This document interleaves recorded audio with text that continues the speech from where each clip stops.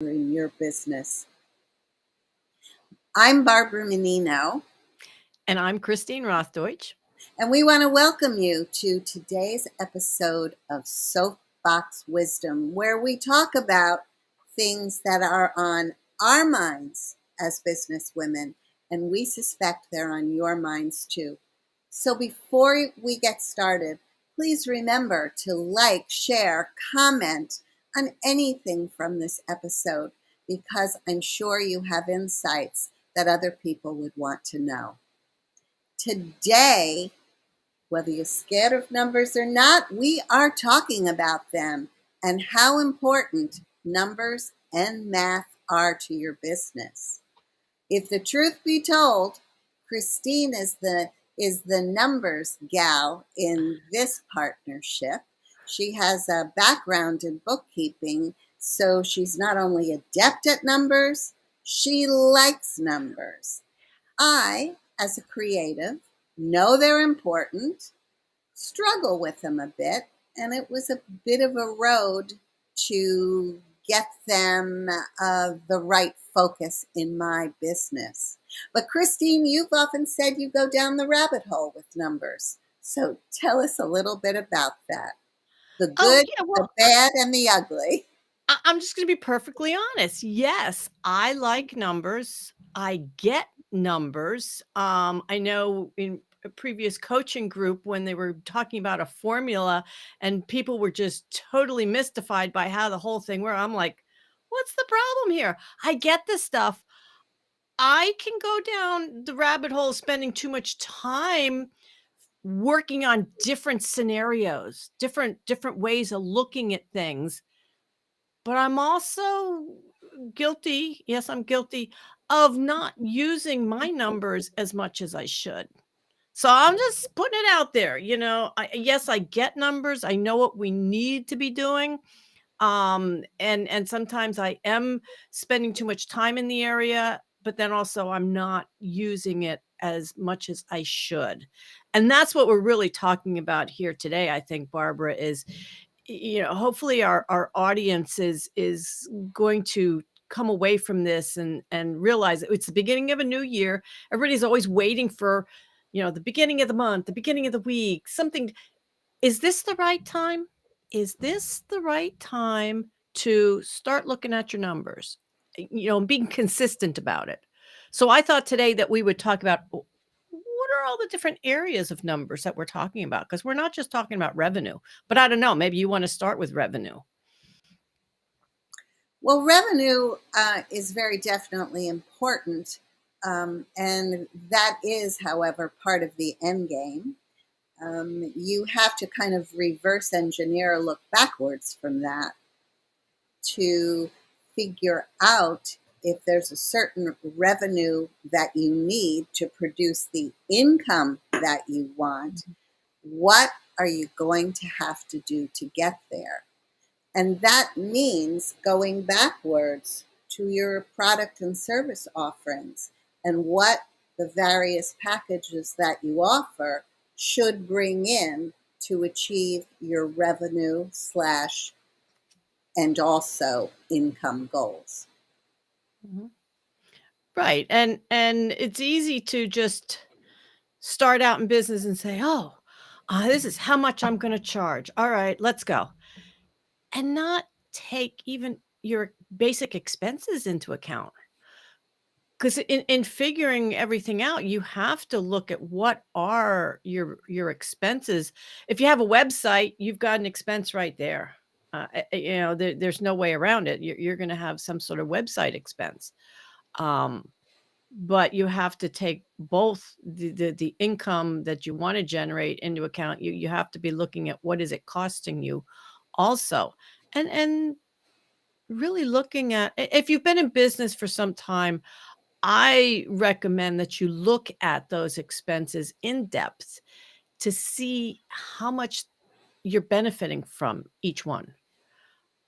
Technology can eat up a lot of expenses, and oh, this tool sounds great. I'm going to start on this one. And oh, here's a tool I can use. But if you find that you're really not using it efficiently, and much at all, it's like, maybe it's time to reduce that expense. Um, and this again, with it being the start of a new year, I think this is a great time. Look back on what you did the previous year. If you're looking at setting goals for this new year, you got to know where you came from before you can start looking at this new year. Um, but yeah, I mean, I don't want to go too in depth on the revenue end because I think that's what generally people think about.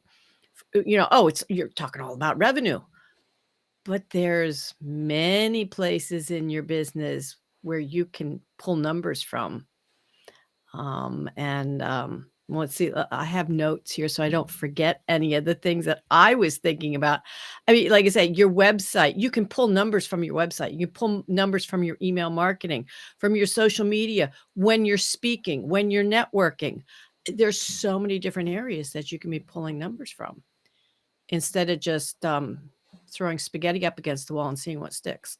And that is not just looking necessarily at the dollars, but you are looking at statistics, if you Mhm, will, the metrics mhm, of what worked and what didn't, what brought you more clients mhm, and what didn't.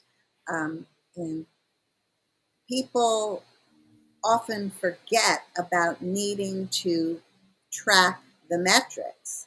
mhm, They think, for example, if they're out networking and going to every event they can, that they're operating well in their business. But half of those events may not be producing real results for them. mhm, mhm, The other thing you said about revenue and people just looking about revenue, mea culpa, when I first started my business and I was looking at the numbers, one of the things I was really focused on, if not the primary and kind of only thing, was how much was I going to charge for the respective services that I offered.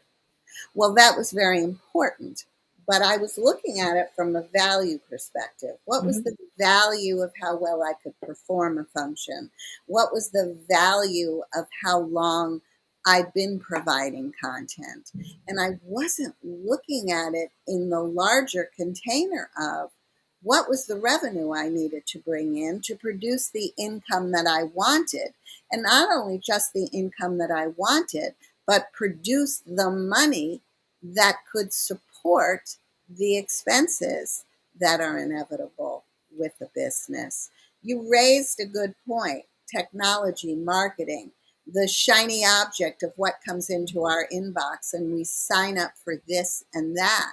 There's a mhm. lot of money going out that sometimes we lose track of. I was having a conversation with my son yesterday, and he said he had spent several hours that morning looking not only at his business, where he very carefully tracked his money in and out, but his life. He said, I found a lot of wasted dollars that I was spending on stuff, subscriptions that I'd had, places where I'd taken free trials and neglected to cancel them. Mm. And I wasn't using the services. So, whether life or in business, tracking what's going out as well as what's coming in is essential, and making sure they are valid expenses that will move your business forward. All of that's important. Right, and I just wanna tell our listeners a tidbit here also about the tracking. If you're just using your checkbook to tell you whether you have money or not, yeah, that's a big mistake. You need to use a spreadsheet, if nothing else, a spreadsheet, but bookkeeping software is the best because you can run so many different reports with it. But when I hear somebody say, "Oh, I'm good with my numbers. I know exactly what I have in my checking account," that is not what we're talking about here. You need a lot more information on the money end of things than a bottom line of a checkbook is gonna be telling you. So at That's just least one a little spreadsheet. slice again, right? Mhm. Compared Yeah, to the rest. right. Right. And I like how you said about your son and subscriptions. You take a trial and then you forget to get out of it before they start billing you for it. I have started to put notices on my calendar if I get into, in Good. fact, I did start something last month that I put a notice on my calendar like 2 weeks or a week and a half before the actual subscription is going to kick in. I put it on my calendar to note. It's like, hey, make a decision today on this date, whatever it was, to take a look at that if I want to continue it or not. Because yeah, it's so easy to forget about these things. But as soon as you get into something, give yourself a note on your calendar. That's really, Yeah. really a good idea because I find in talking to other people, and I've done this myself, you often forget Mhm. about what you've signed up for.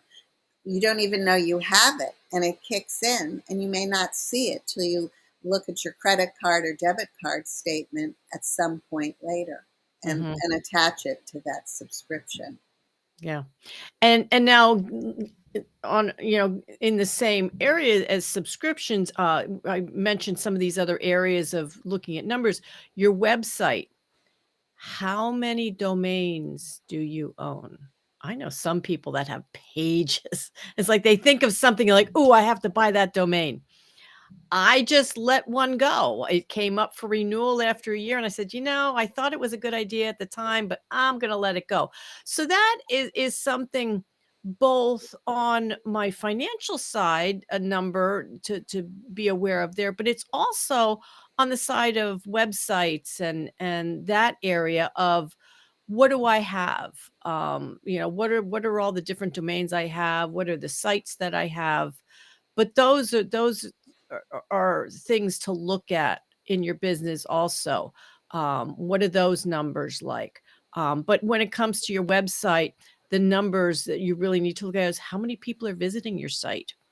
Where are they coming from? Are they your demographic? And all of this can be done, yes, with more technology. Google Analytics is the big one to give you information about your website. Well, I guess, Barbara, though, that is, if you are hoping that people find you through Google searches or something like that, I know some people build a website and they feel that it's just a place to send people after they meet them. I don't know. What do you find with your site and with clients that you've had? Do you find people are looking to, be found organically with their website? So I often hear people say, especially if they're starting out, um, that they have to have a website because everybody has a website. And while there is truth to that statement, Mhm. there's more than meets the eye.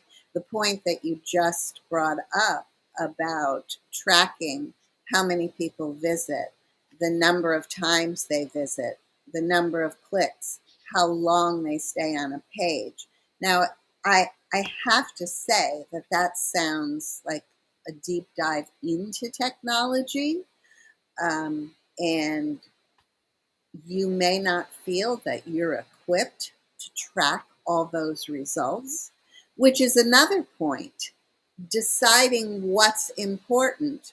Are there gap areas for you that you really can't get on top of because that's not your expertise? And even if you took it on, it would take you so much time that it's counterproductive. So then, again, the numbers, you have to look at what you need to track from your website, because that analytics is important. And is it worth outsourcing that service to someone who could do that, let's say monthly for you, maybe quarterly in a year? But is that worth the expense of farming that task out to save you time, but to teach you more? Because by doing that, you have a better handle on what you have to focus on. And focusing on the right thing is the only way you're going to move your business forward. Right, now our listeners might be thinking, "Oh, the heck with it. I'm not gonna worry about the numbers for my website," but I put this out there. Are you more prone to spend time and money on social media that is a hit and miss factor, or on your website that if you're the solution to somebody's problem and they're where are they looking for that solution? They're going to search engines and they're gonna put in a query.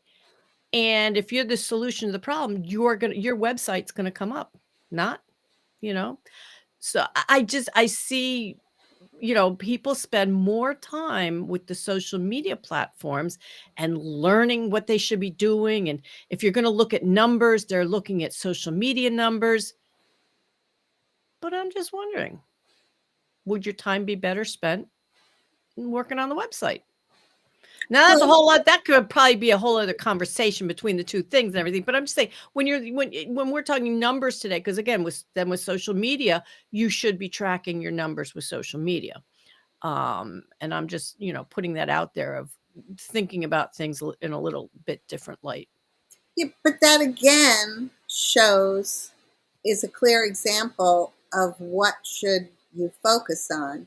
In a perfect world, Mhm. your social should align with your website, and they actually should be working together to produce results that show people are paying attention to you, that they're starting to follow you, that they're getting to know, like, and trust you, and ultimately they use your services.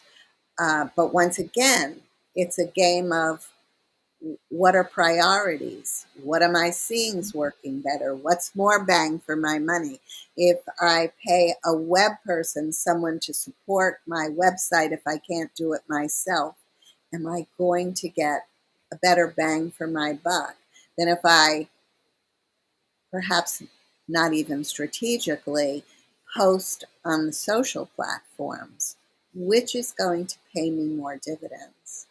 Which reminds me of something else, and we've often talked about this. Why are you or any of us in business in the first place? Again, in a perfect world, we're in business because we're doing something we love, we're doing something we want to share with others, we're doing something that can help others. But how many times have you spoken to someone who says, "Well, I'm starting this business because I want to help people," or "I'm starting this business because I love to write," or "I'm starting this business because this is my passion." Those are all good points. But unless you couple those with the tangibleness, again, of your numbers, whether you're tracking your metrics and your data, whether you're analyzing what you need for revenue, for price of each service, for cash flow, those two aren't separate. That's a holistic view. And you have to think of all that in order to really successfully operate and grow a business. Oh, absolutely. And again, just because you want to do something, you just have this passion just to help people. And well, the money, yes, I need money, but not a lot. You still need to be tracking all these numbers to make it successful because all too often people get caught up in that, oh, they're spending a lot more money than is coming in. And ooh, that just ate up retirement. Uh-oh, now what? You know? So, yes, you do. No matter whatever reason you are in business, looking at all your numbers is critical. Um, and everybody can start out with managing their numbers themselves. It's possible. It's just as you mentioned earlier, I think Barbara, going how deep do you want to go? To make that work, but having a basic knowledge. Another area I wanted to make mention here too is, and people don't think of this, I think, is when they're speaking. Even if it's presenting to your local networking group, it's what are the numbers? How many people are there? Is it your demographic? What outcome did you expect? Did you get the calls booked that you wanted to, or email addresses on your list? There's numbers there also that you can track to see what's working and what's not working. And that's really with all of these numbers, you're looking at what is working and what's not working. What's working well and what's maybe I can let that one go. As we were talking earlier about the networking, oh my goodness, yeah, that's one. I see people running all over the place because they believe, well, that's just what I have to do. I have to keep showing up every day at all these networking events. But if you've been doing it for quite a while, you should probably have a good idea of which ones are producing some results and which haven't. But then again, it's not so much the event. You have to also look at how you handled yourself. There's so many different aspects to making anything work. That's the thing. It's And it's when you say how you handled yourself. So, what was the thing that you maybe yeah. talked about one time that attracted more people than another topic? And Mhm. so, how can you repurpose that topic that drew people in so that when you present it, it's a little different, but it's the Mhm. same thing that has that draw?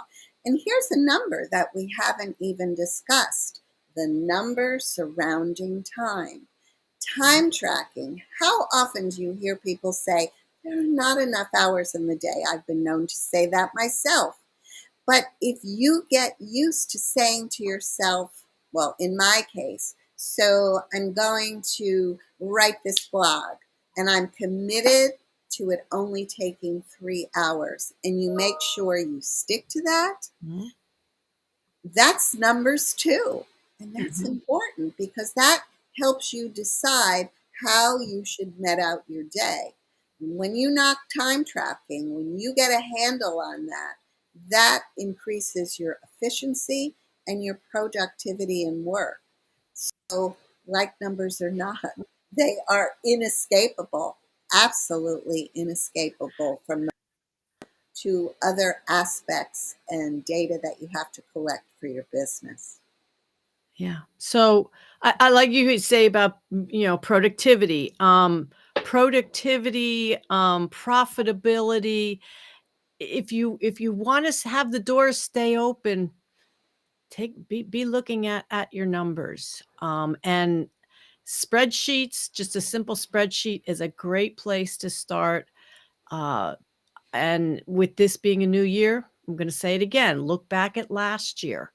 Look at some of the information from last year, what you did last year with your activities, and where do you want to go this year? But don't be afraid of your numbers. Don't be afraid of data. It can only help you in the long run. I have to say that admonition is a good one. And as a person who whose numbers are not her favorite thing, I have discovered the more involved I've gotten with my numbers, the more I want to pound my chest a bit because I start feeling really good that I can tangentize my business and that I'm getting on top of not only the numbers, but what the analysis of those numbers represents. So there is a pot of gold at the end of the rainbow, or a light, I guess, more appropriately, at the end of the tunnel, if you're not a number lover. There's definitely, and there's so much to be gained that's absolutely necessary to grow a business. Yeah. So embrace numbers, keep it simple, get that spreadsheet going right now. I like keep it simple. Soapbox Wisdom is hosted by brand messaging and storytelling consultant Barbara Menino, and business and mindset coach Christine Rothdeutsch. You can find them online at barbaramenino.com and christinerothdeutsch.com.